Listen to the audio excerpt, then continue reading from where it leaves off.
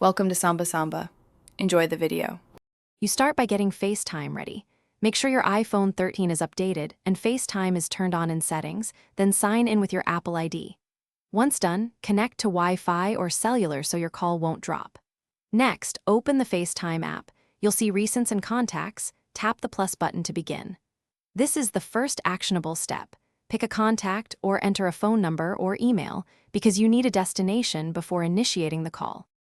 You now initiate and control the call. Tap a contact and choose video or audio, or tap Create Link to schedule or invite multiple people. During the call, make sure to use the camera flip and mute buttons.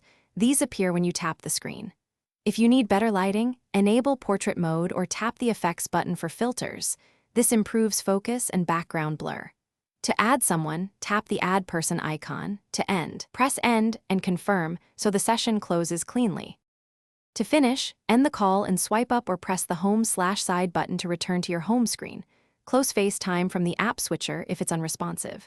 If something goes wrong, first check network strength and toggle camera and microphone permissions in Settings Privacy, then restart the phone.